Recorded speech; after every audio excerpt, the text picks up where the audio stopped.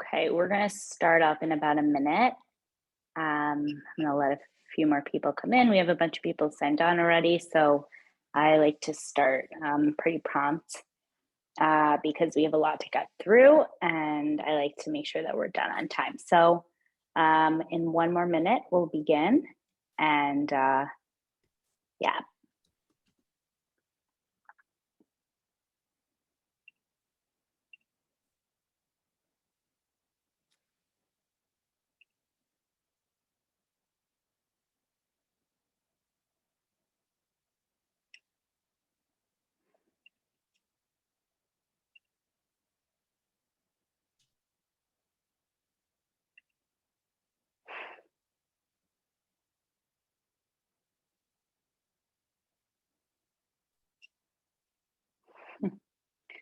All right, how did I reclaim myself as host again?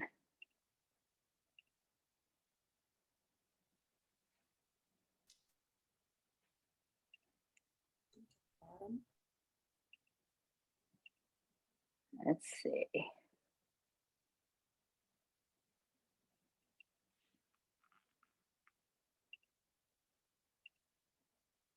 Let's see. I don't know how I did that. Let's see.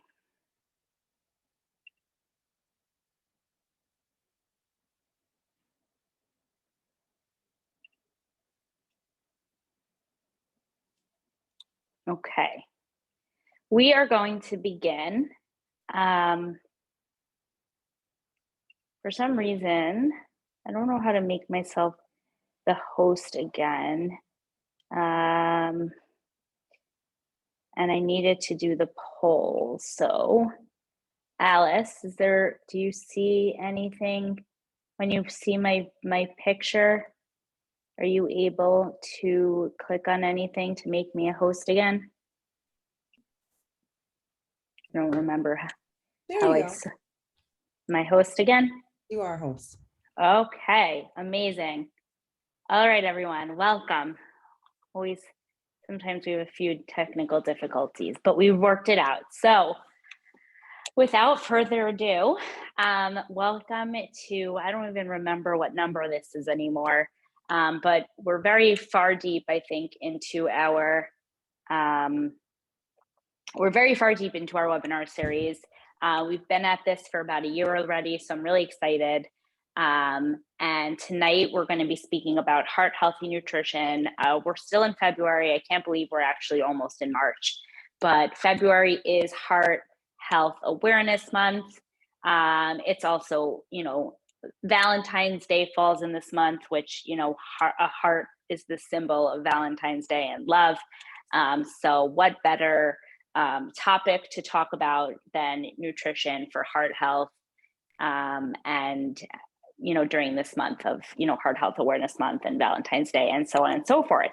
So again, for those of you who have been here before, thank you for joining us again. I really appreciate it. I see a lot of familiar names who have registered, so I really appreciate you all for being back here. I also did see a lot of new names registering, so Alice, who is our moderator, thank you for bringing in some of those new faces, and I'm excited to get going. So first I'm going to introduce myself, introduce FairMeals, then I will introduce our moderator for tonight, and we will get going on tonight's topic.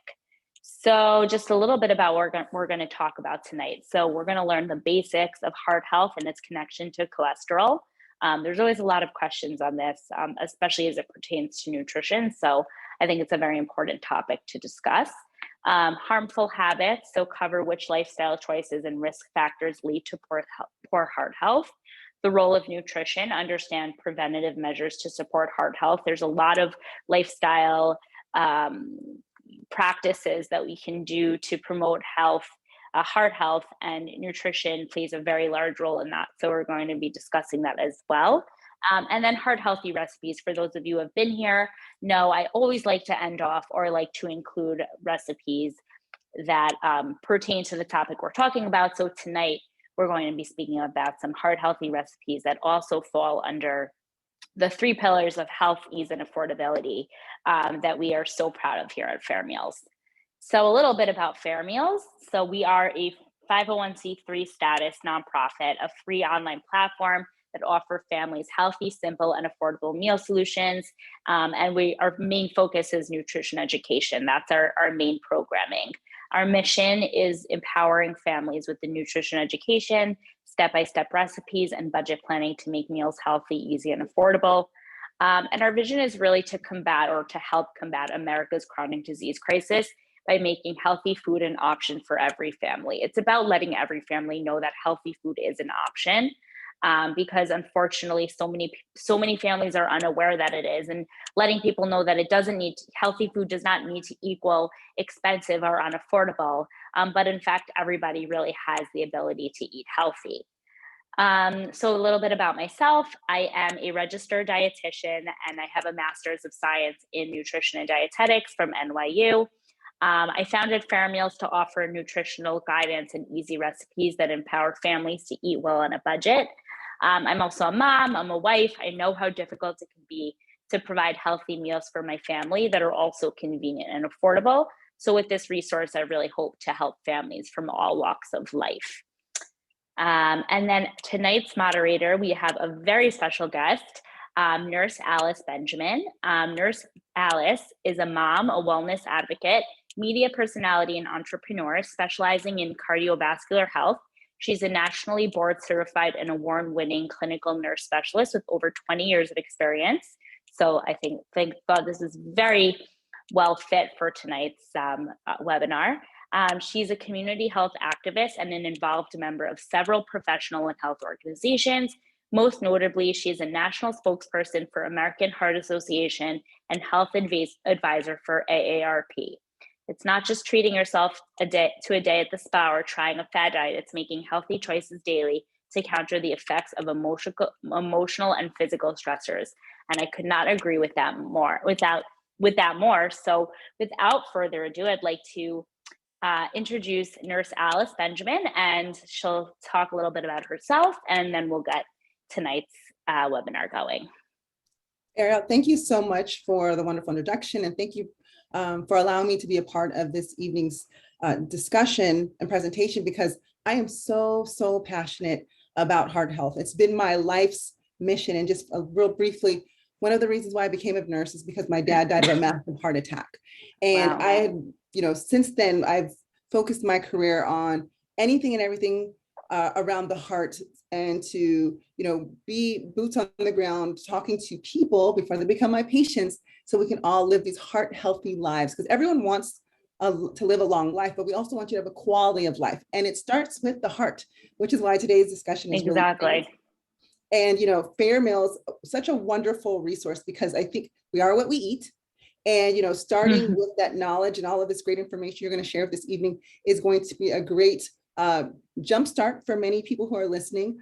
Friendly reminder to some, but really just empower people to take control over what they're eating, and to remind ourselves that we eat, we eat to live. We don't live to eat. Okay, guys? So This is going to be great.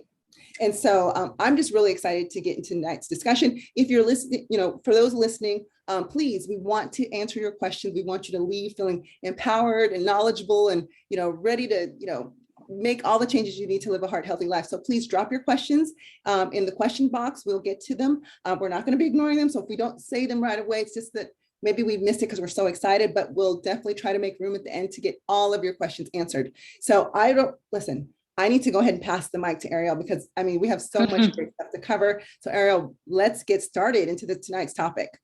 Okay, so at first we're going to start with our polls. Like I said, we're going to have all of the polls, all of the questions are going to come out now, and then we'll talk about them as we get to that topic, as we get to that slide. So I'm going to give everybody a few seconds to answer these questions. Alice, unfortunately, I still haven't figured out how to allow the panelists to partake in the polls. I gotta get that going, but I'm sure I'm sure you know a lot of these answers, but we'll talk about them, and please feel free to interject with any knowledge that you have as a nurse. A lot of this is a collaborative multidisciplinary effort. So I think it's important to have, you know, our two expertise here tonight.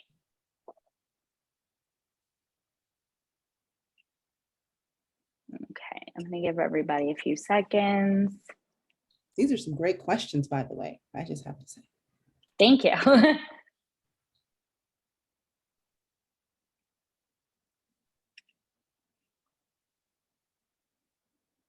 All right, a lot of people are coming in.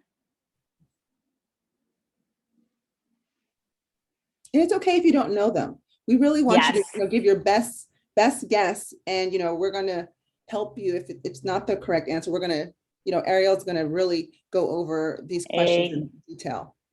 Exactly. So I'm going to give everybody 5 more seconds because we're got a bunch of answers coming in, but I still think there's a few more, and then we will talk about them. So I am going to end the poll right now. Okay. All right. We got some, these are definitely good questions because we got some of the answers are, you know, we got half and half. So, all right.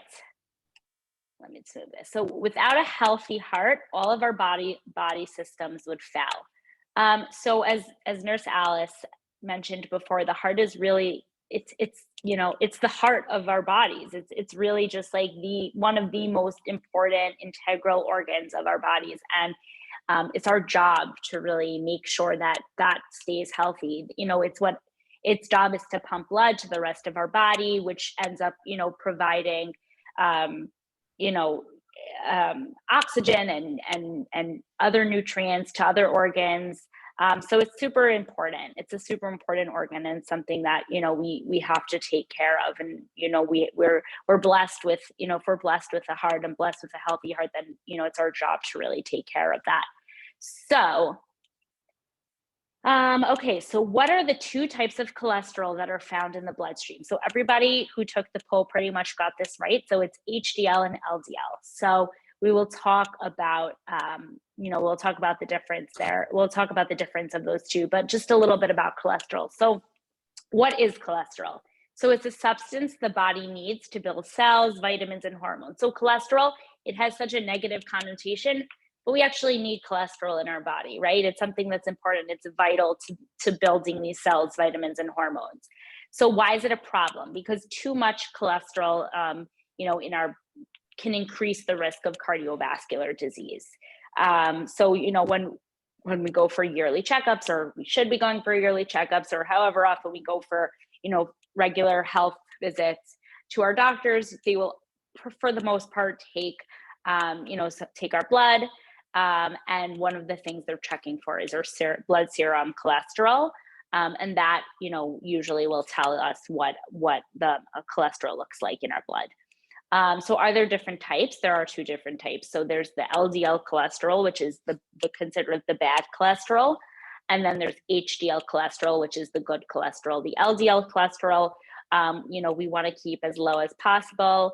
I may be wrong on this, and Nurse Alice, please feel free to correct me if I'm wrong, but I believe we want it to be about 70 or below 70 for LDL cholesterol, and HDL, I think women should be close to 50, and men a little bit higher than that, maybe closer to 60. So we, you know, we want to keep our HDL cholesterol higher and our LDL cholesterol on the lower side. So everyone did really well on that question. Good job. Okay, so how does saturated fat relate to heart health? I mentioned before that cholesterol has this negative connotation, and a lot of that also comes from the fact that, contrary to popular belief, eating cholesterol-containing foods, so the actual dietary cholesterol in foods, is not really what's affecting our cholesterol levels, our blood cholesterol levels. So actually in the newer nutrition labels, dietary cholesterol has been removed because that's not really what's affecting our blood cholesterol. And that's really what people need to know when, you know, as it pertains to diet. So instead, foods high in cholesterol also tend to be high in saturated fat. So the saturated fat is really the nutrient that we're looking for on that nutrition label, which is believed to increase that LDL or that bad cholesterol. So when we're looking at the nutrition label, you may not see cholesterol. So don't think, oh, there's no cholesterol in here. Or even, it's really that saturated fat. The saturated fat is going to be really important because that is what's really going to increase our blood cholesterol. This is some really great information. I just wanted to say, you bring up a great point about the food labelings can be misleading, which is why we have our expert here to talk us through this. But don't be fooled by foods that say 0 cholesterol, because when you look at that label, it actually might be high in saturated fat. So I'm so glad that you made a point and bringing that up. This is really great information, guys. Make sure you're taking your notes. Yes. And all of this, by the way, will be up on our website too, this presentation. So if you did not take our notes, if you're not taking notes, you will be able to watch this again. So do not worry. But yes, I agree. Taking notes is always a good thing. So harmful habits. So lifestyle choices and risk factors that lead to poor heart health. So we had the question of what are long-term consequences of poor heart health? So most of you got that right. It was both A and B. It could be heart failure and stroke. And there are a few more, which we'll talk about in a minute. But both of them can be consequences of poor heart health. So let's go through that. So risk factors and lifestyle choices that increase LDL and decrease HDL cholesterol also increase the risk of cardiovascular disease. So inactivity, right? So if we're not being physically active, that can also have a detrimental effect on that ratio, on that cholesterol ratio. So it's super important that we remain physically active. We want to get, about 120 minutes of physical activity a week. If you're going to do a little bit more high impact, it can be a little bit lower than that. There's all these guidelines that are brought that are brought out there, but we really want to make sure that we're staying physically active, because coming from a registered dietitian, diet is super, super important, but it's not the only thing. Being physically active is equally as important, with a good diet and a balanced diet as well. Poor diet, smoking, that can also, affect our LDL and HDL cholesterol. Genetics, unfortunately, we see a lot of time. I actually have this, with my own brother, who might be here listening, but he eats a really, really good diet. I've seen what he eats, and he eats very well for the most part, and his cholesterol is still pretty high. And a lot of that is really genetics. Actually, most of it is genetic. So unfortunately, there are times that diet is very helpful, but the smallest slip up can unfortunately then make it increase again. So somebody like that, it's usually genetics. And then that's when we need to, think about taking medications or other things of that sort. Somebody with diabetes. So diabetes is also, also a risk factor, and obesity. We see a large correlation between obesity and cholesterol. So, just making sure that we're aware of all of these risk factors and lifestyle choices. So some long-term consequences of poor heart health. So cardiovascular disease. So we have atherosclerosis, coronary heart disease, or otherwise known as CHD, stroke, heart attack, and heart failure. So these are, really scary, I guess, triggering terms. But I think it's really important that everybody's aware of that. Some of those things that we spoke about in the last slide can unfortunately really be, can cause some of these. So like I said, it's really important that we take care of our heart, and diet is one of the main ones, one of the main really important ones that we focus on. Okay. So role of nutrition. I'm sure a lot of you now want to get into the nutrition part of it, but so I'm going to talk about a few different nutrients that are going to be super important. But one of the questions is, what is the difference, or what nutrient can promote good heart health? So all of you really got that right. So soluble and insoluble fiber. So I wrote simple carbohydrates, and I purposely didn't write only carbohydrates because actually fiber falls under the category of carbohydrates. Simple carbohydrates, but they're complex carbohydrates. Simple carbohydrates are things like cookies, cake, white bread. Complex carbohydrates are things that actually contain fiber in them. So that's why I made that distinction, but you all got that correct, right? So good job. And then protein was, it doesn't really go into this area. And then what is the difference between soluble and insoluble fiber? So soluble fiber dissolves in water, good job, and insoluble fiber does not. So you all really got that right. So those were all the questions. So now we went through that. So I'm going to go through, this is going to be, I guess, the majority of the webinar of tonight's, of what we're going to be speaking about, but feel free to ask any questions as we go along. Feel free to ask any questions also to Nurse Alice. She has obviously a lot of experience, in this department as well. So, questions can be for the both of us. Yes. And I'm really excited about this because as a cardiac clinical nurse specialist, taking care of so many people, I work hand in hand with our registered dietitians because before we prescribe any type of medication, diet and exercise are the first two things we want people to try. So this is a lot of great information. And so, Ariel, exercise, we see it everywhere. We see the videos. It's something that we can emulate. We have trainers. People don't always necessarily partner up with a registered dietitian unless advised by their provider or unless they personally know someone. So this type of information is extremely helpful. And if we don't see this language every day, it can be kind of confusing. Some of these words can be very confusing, like cholesterol and fat and saturated fat, trans fat. Like we can, get it all totally confused. But as we look at, heart healthy foods, there are definitely some foods that research shows that are beneficial to the heart that can help, increase our HDL. I like to call happy or high cholesterol. That's the only cholesterol number you want high, the HDL, exactly. Happy or high. So there are certain foods and activities that we can do that can increase our HDL and also lower the LDL. L, loser, low. LDL, we want that low. So that's how I remember that. And so, we have certain foods here and we see these buzzwords around omega-3 fatty acids. We hear it's good for us, but why? What does it do? There's so many things we need to know. And you were just talking about soluble and insoluble fiber. I'm happy that people just know the word fiber. So you can walk us through a lot more of these things. And antioxidants. We hear that's a good thing, but sometimes we don't really know. So if you can explain how some of these foods can actually improve our heart health, that would be great.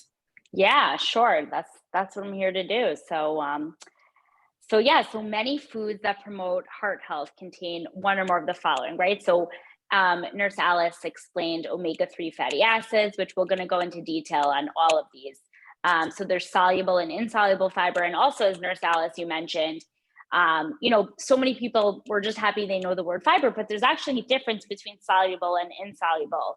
And actually, soluble fiber is the one that's going to help lower that LDL cholesterol. That's the one that's really important. When we think about lowering the LDL, we really want to talk about soluble. And we'll talk about what foods are included in soluble fiber, and things of that sort. And then antioxidants, again, it's a word we hear all the time. We hear, oh, chocolate has antioxidants, wine has antioxidants. But what are antioxidants? Why are they important for heart health?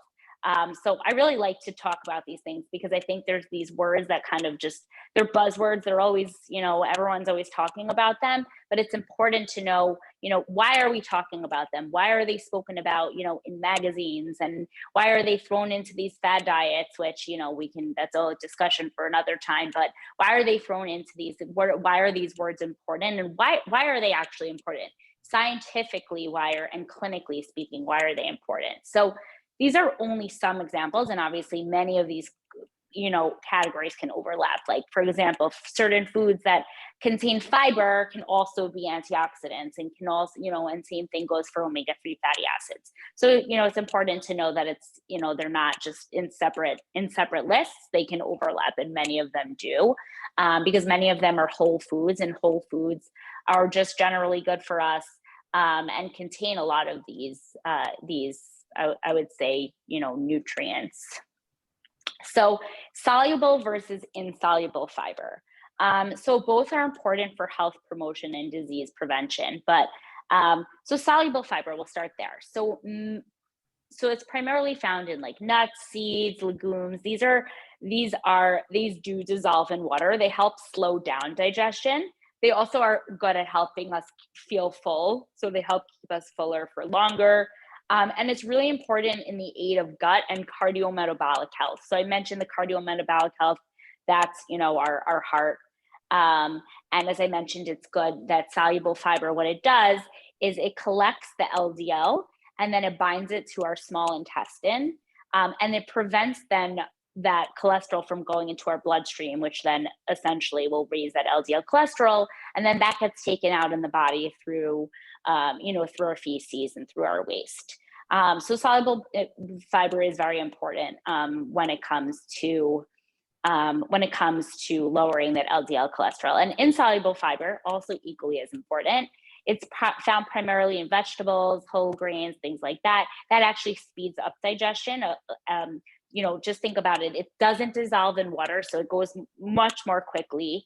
And that's much more important in promoting digestive regularity. It adds bulk to our stool, and it doesn't stay, in our systems as long as the soluble fiber does, which is why it doesn't keep us, as full for a longer time. So those are primarily the differences. There's so many more things that I can include in soluble fiber and insoluble fiber, but I wanted to make it really simple for you guys because it can get really confusing.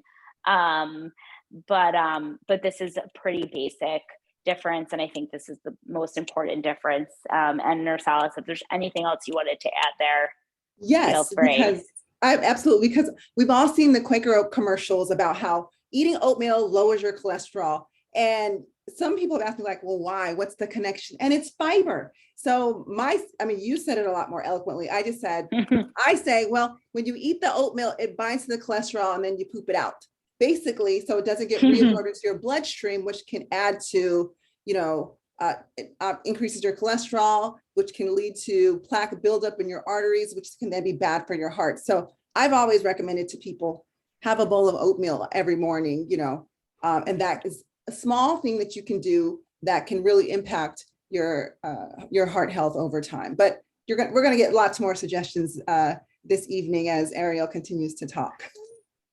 Yes, I'm actually glad that you brought that up because people also, say the same thing about Cheerios, right? It says like I think they changed over time. It said like it does reduce, it does reduce cholesterol, or it can, now it's saying it can help reduce cholesterol. And the reason being is because of the fiber that's in there. It's that whole grain.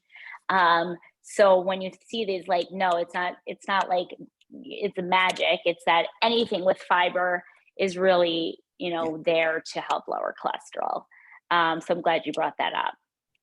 So again, here's some examples. So soluble and insoluble fiber. So lowers LDL cholesterol, balances blood sugar, so it's important for that as well, lowers blood pressure, and promotes a healthy weight. So it's a win-win. So some examples of the soluble fiber, as I mentioned, are legumes, so like beans, lentils, peas. Berries are an example of insoluble fiber, so blueberries, raspberries, blackberries. And then we have whole grains, oats, barley, so like the oatmeal, brown rice, and everything of that sort. So both are equally important. And, we need both in our diet. So we want to make sure. Yeah, they do. That actually tastes good, guys. So it makes it eating healthy an enjoyable thing. Yeah, and it fills us. It really fills us, and that's why at FairMeals I'm such a big proponent of fiber. All I talk about is fiber and protein, because these are things. And I say it over and over again, but these are foods that actually fill us and actually hold us from meal to meal, and snacks that, we should be snacking as well, but it holds us, from between lunch and between breakfast and lunch, or lunch and dinner. So when we're snacking, it's important to look for things that have fiber and look for things that have protein, because that's what's going to keep us full, and they're healthy. And like you said, they taste good. So, it's we can say it all we want, but it's super important. And it's also, like you said, it tastes good and it keeps us full. So we're not going to sit there and, just can keep eating, bags of chips or other processed foods. So, these are all really good things to just know, when we're choosing snacks and meals and things of that sort. Yes.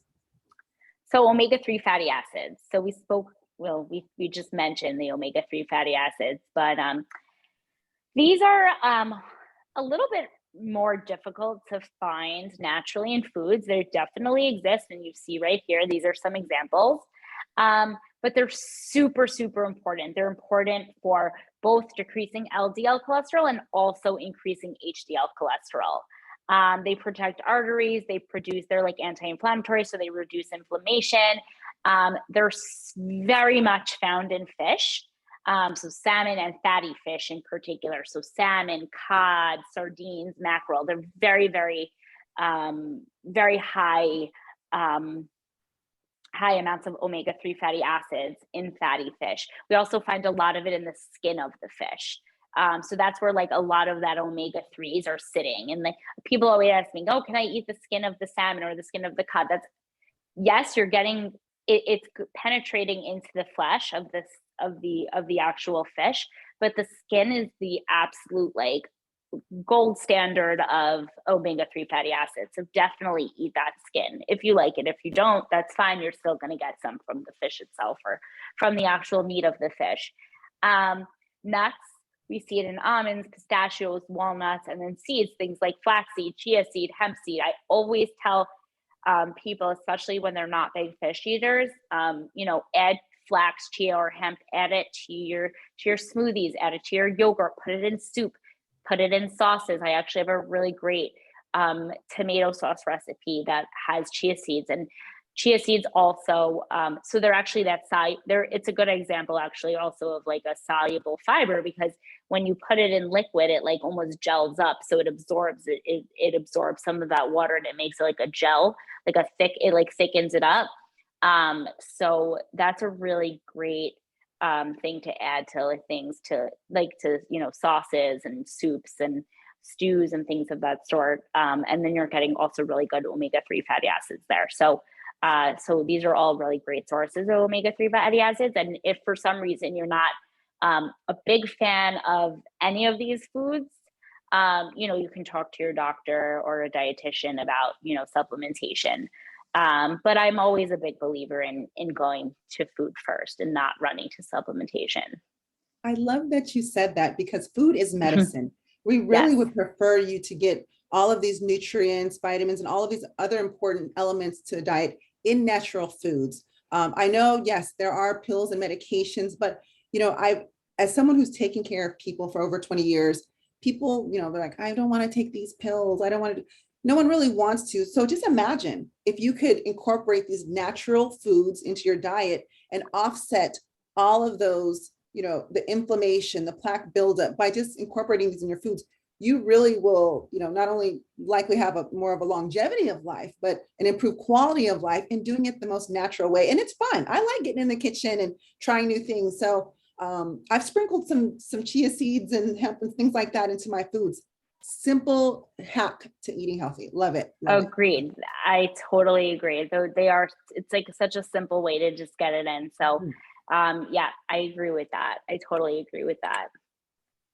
Okay, so now we have antioxidants. So this word is just as you mentioned, it's just thrown around all the time. But they're important, and they're important to heart health as well. So we see that they reduce inflammation, they decrease blood pressure, they can help decrease blood pressure, help lower LDL cholesterol, and promote blood health. So they really are important. So we see it in foods like dark chocolate, right? So we're not talking about like Hershey's milk chocolate. We're talking about real dark chocolate. Those contain things called flavonoids, which are a type of antioxidants. Cooked tomatoes.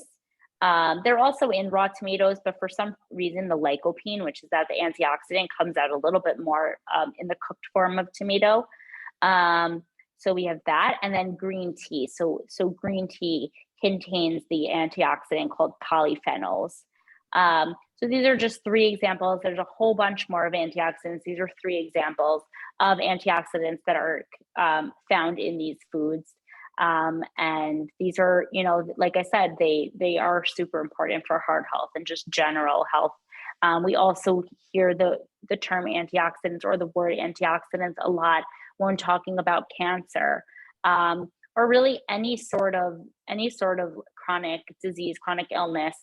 Antioxidants are going to be super important in hoping to prevent that or to delay the onset as much as possible.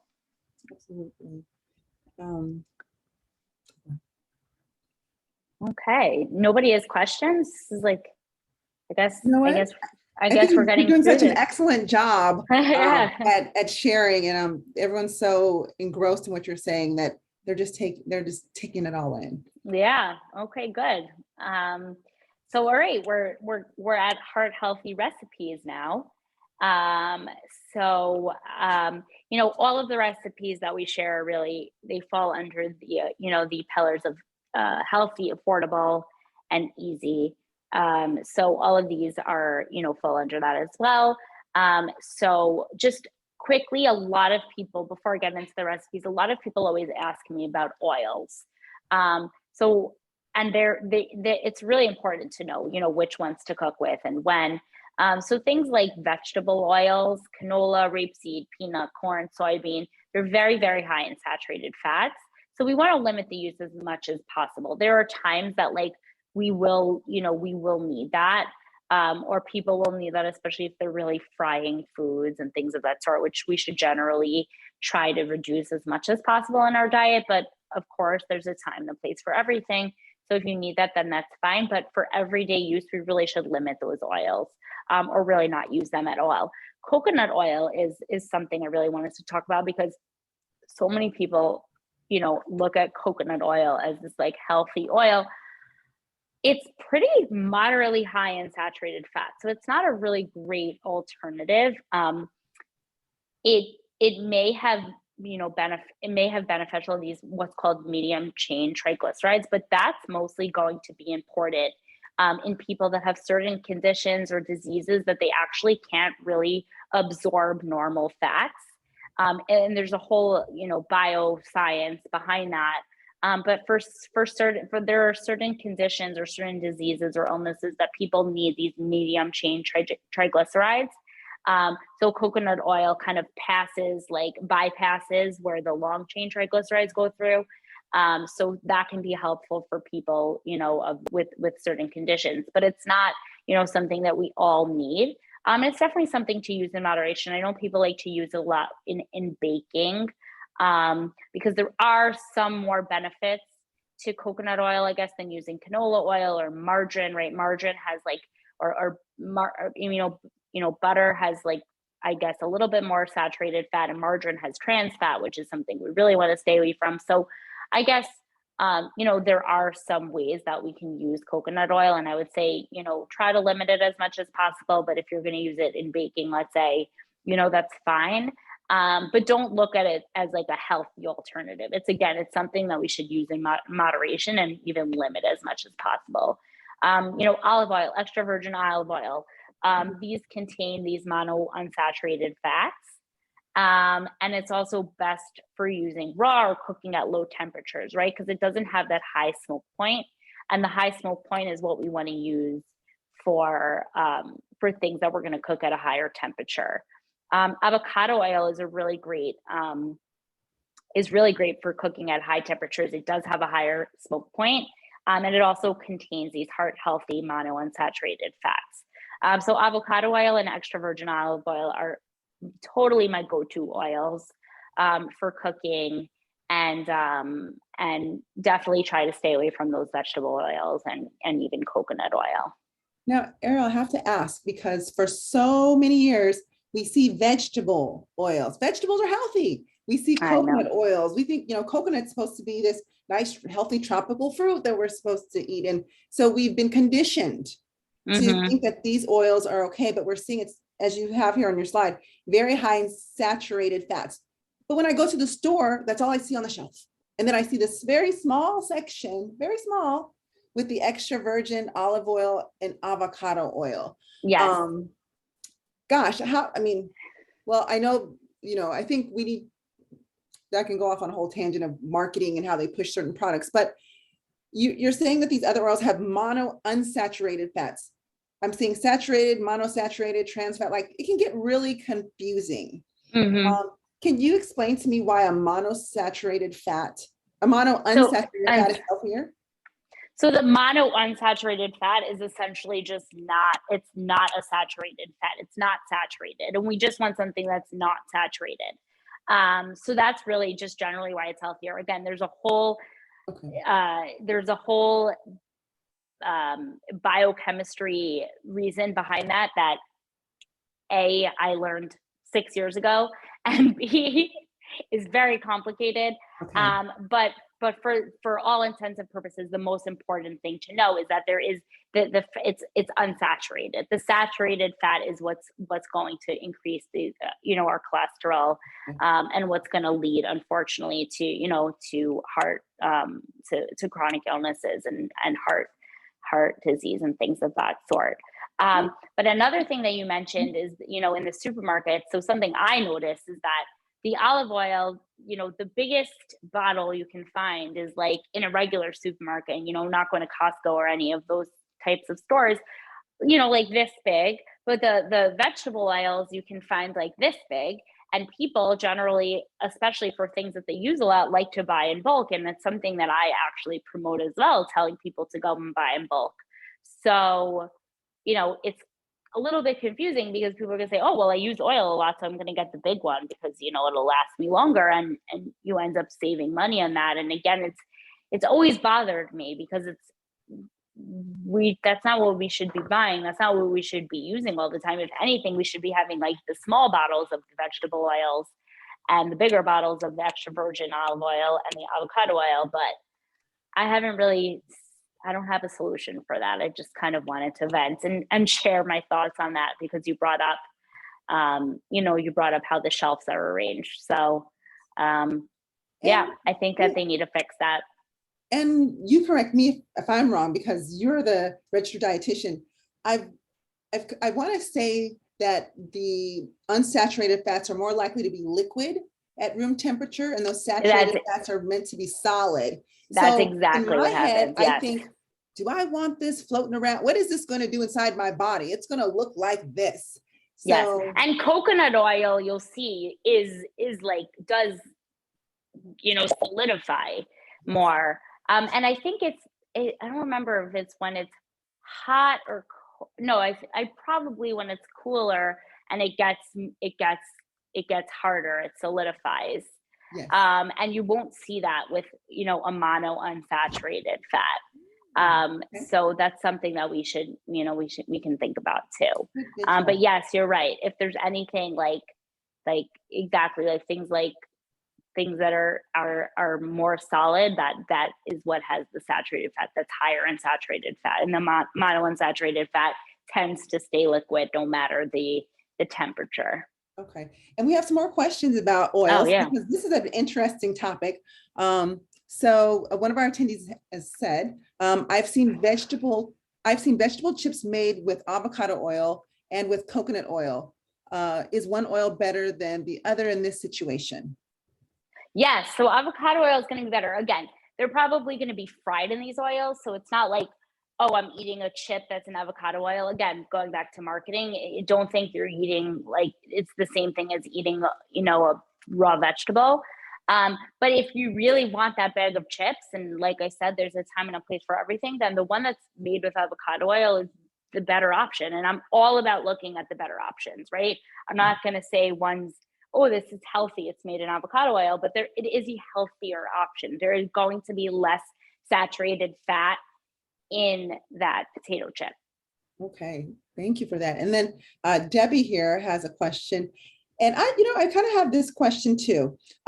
Do any, basically she's asking, is there any change in the taste of food based on the oil that you use?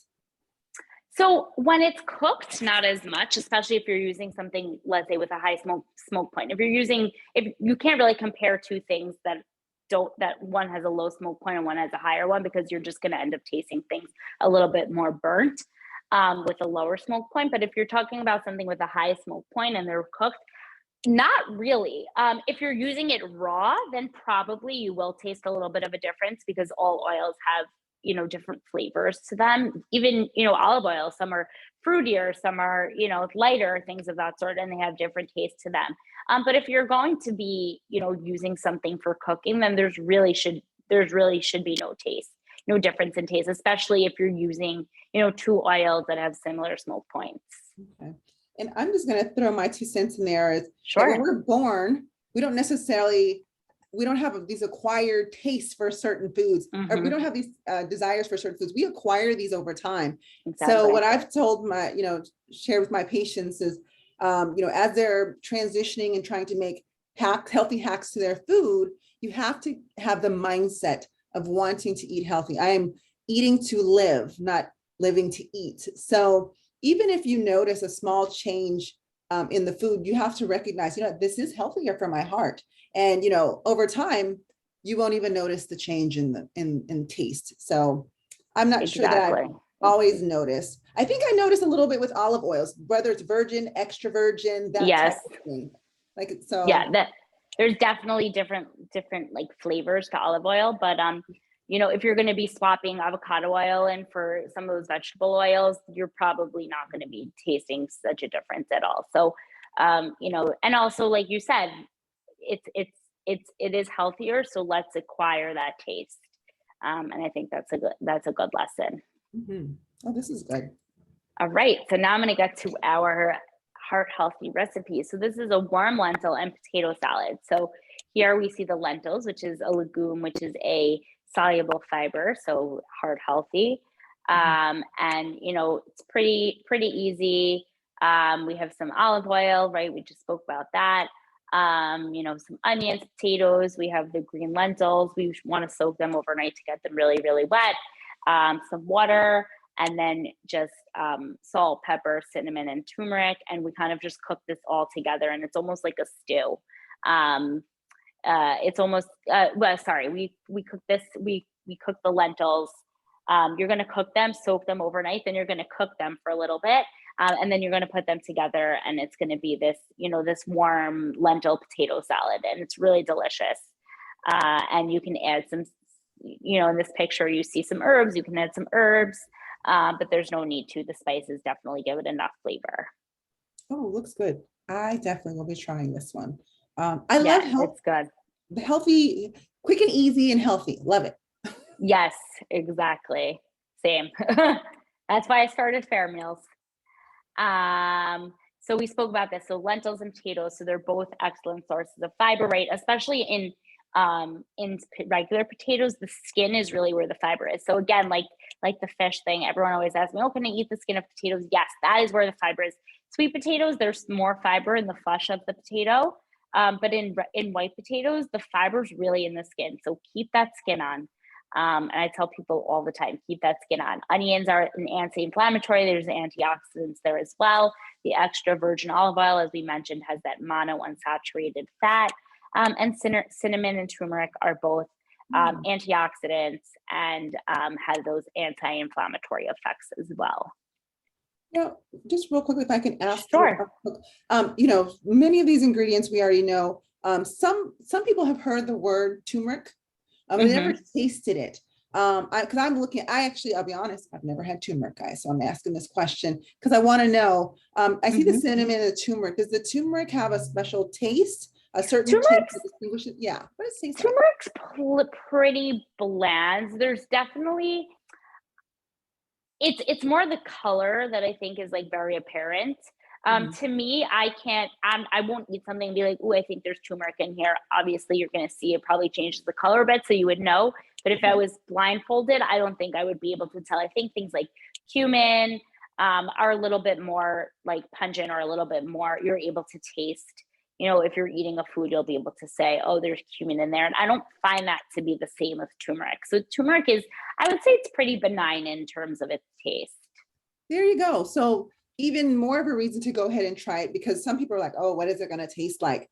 And if it's, pretty indistinguishable, but it has such a health benefit, why not add turmeric into your diet? So I've definitely totally agree. Sometimes the yellow, I think, definitely throws people off. I get that, but I agree. Like, if it's not going to change the taste much, why not try it? See it, see, maybe it may surprise you. Good. All right. So homemade tomato sauce. So it's a little bit of a healthy alternative to store-bought tomato sauce. And most of that is because of the sodium. So to, preventing that high blood pressure. It's packed with lycopene from the cooked tomatoes, has healthy fats from the olive oil. A lot of homemade sauces are obviously going to have vegetable oils. There's no added sugar. It's pretty easy and simple to make, and it uses affordable ingredients. So we have a can of full peel tomatoes, onions, garlic, olive oil, oregano, and salt. We combine all of the ingredients in a saucepan over medium-high heat. We simmer for 45 minutes, keep stirring so that it doesn't, stick to the pot. And then that's really it. And it's really a good thing to put in the freezer. I love making tomato sauce and putting it in the freezer, or marinara sauce and putting it into the freezer. Like I said, we can even throw in some of those chia seeds in there, throw in some of those hemp seeds in there to give it some omega-3 fatty acids. And, you got yourself a heart healthy packed tomato sauce. So I think it's a really delicious and easy thing to make. So you mean I can put that I can have it as a tomato soup, I can have it as a sauce for my pasta, I can make a pizza with it, all of those things? Yep, exactly. Yeah, I love a good recipe that's multi-purpose, especially for kids. Oh, yes, trust me, I know. I agree with that. And that's what I love about sauces. I love sauces. You can use it a million different ways. You can use it on pasta. You can use it on pizza. Tomato soup. That's a really good one. That's an interesting one. You can do so much with it. You can, put it into a stew. There's a lot to do with it. So I agree with you. I think that's great. You gave me a good idea. I'm just trying to feed these kids with one recipe, cook one time and be able to multi-purpose it, because kids it's hard to, help kids eat healthy because they get tired. They want something new. They want something different. Yeah. I'm going to make this sauce and I'm going to make pasta, soup, and you're not even going to know the difference. And exactly. And it's healthy too. Exactly. That's what we're here, right? We don't want to be line cooks. That's what we're trying to not be, but unfortunately it doesn't always work out. But that's really what we're here at. That's what I try to do at FairMeals, right? And when I speak to different families or different caregivers, I really try to talk to them about what are some foods or some ingredients we can use so that we are not spending our night in the kitchen cooking, different meals for different kids. And that's really what I'm here to do. So much of this education and the reason I bring in these recipes are just different things to try with your kids, because also kids surprise us sometimes, and they'll try new foods and they may like it, and some of them they may not, but as long as they're trying it, that's all we want. Yes. So yes, definitely this is a go-to tomato sauce, and throw in those chia seeds. I promise it will not disappoint. Love it. Maybe some turmeric too, right? Throw that in there. Why not? It's already, why not? Now, Erin, we have another question here. Yeah, sure. So let's see. So one of our attendees has the question of, what is the role of dairy in heart health? Cheese versus milk versus cream soups, tomato soup, for example.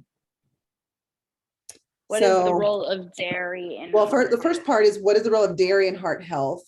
And then cheese, I guess more about dairy, cheese versus milk versus cream soups. How do these things, what is their role in heart health? How does it? Well, things like cream, a lot of dairy products are pretty high in saturated fat. I'm definitely not saying to eliminate dairy. Dairy, especially whole whole milk dairy has definitely proven to be a healthy fat, and it's definitely become more popular, to become more popular now. But a lot of dairy products, especially things like cream soup, for example, right, uses heavy cream, which are pretty high in saturated fat. So we would want to try to limit that, or but definitely it's not something, again, we should eliminate, but just be aware, be cognizant that saturated fat does exist in many dairy products. And it's not as high as some like processed foods and things of that sort. So I'm not going to say to take it out of our diet like I would say to take a processed food out of our diet, but it does exist, and there is saturated fat in there. And but it's not, too much is obviously going to probably not be great for our cholesterol, but we should have it as well. But dairy is important. I think, like, as you mentioned, I think awareness of what's in it. But then I always tell people we want to have a quality of life. So if you love cheese, no need to stop the cheese, but just be mindful of how much you're taking in. And I think that's the big key. It's about moderation and balance. Agreed. There. So I agree. And I love some cheese. Let me just tell you. Same. Yeah. So that, I would say that's really it. Definitely don't want to eliminate anything. I'm not here really to tell anybody to eliminate anything. It's just be cognizant. We have this education now, we have the knowledge, so we have to make choices and how much we want, of certain things, and certain foods. So I think that's the most important. Yeah, Ariel, you've shared some wonderful recipes here. And I'm going to try every single one of them. More recipes. We can visit FairMeals and find more recipes like this. Yes. FairMeals.org. They're all up there. I'm going to put this on right now. Okay. And those are the resources. These were our resources in case anybody wants to see where we got some of our information from tonight's presentation.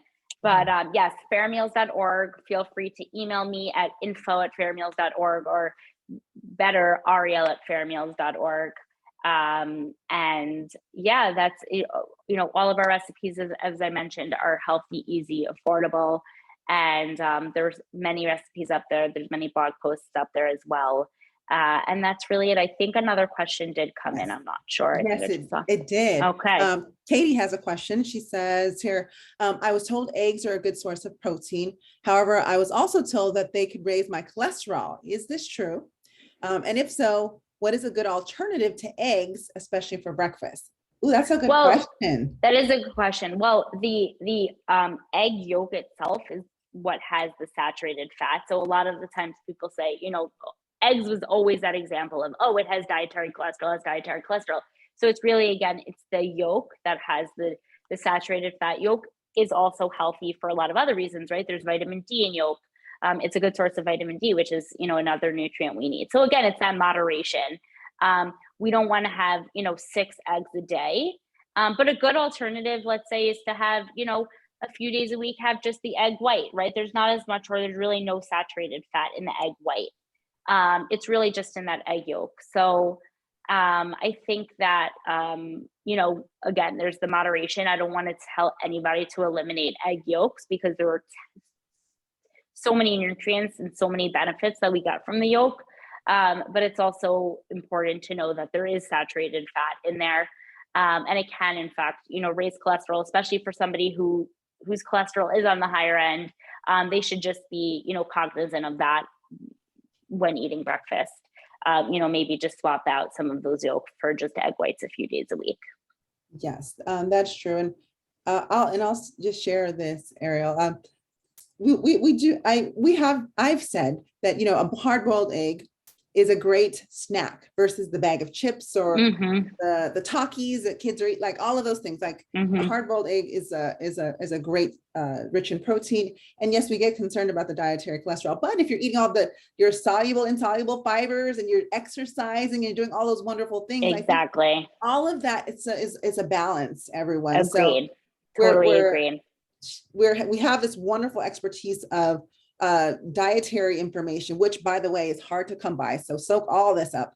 But again, it's a lifestyle. If you're exercising, you incorporate these other things, it's so. Yeah, it's a I'm not saying balancing to act. cheat. Yeah, a balancing act. There you go. I was gonna say, don't cheat with the eggs. Like, well, maybe if I can have another egg, but I'm gonna make sure I have all my soluble fibers and, eat my oatmeal, those type of things.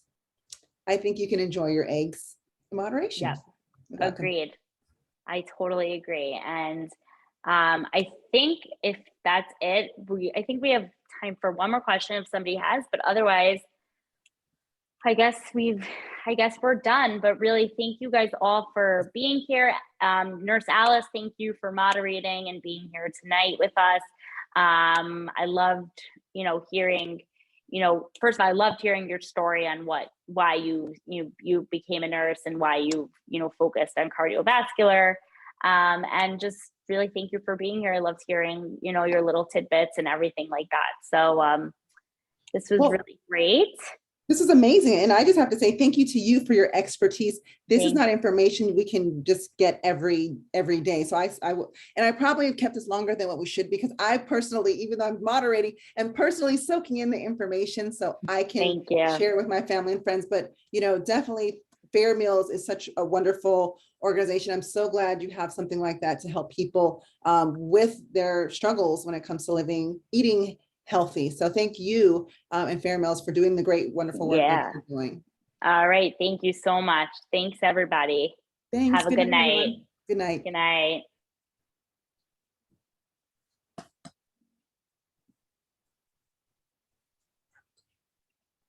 Okay.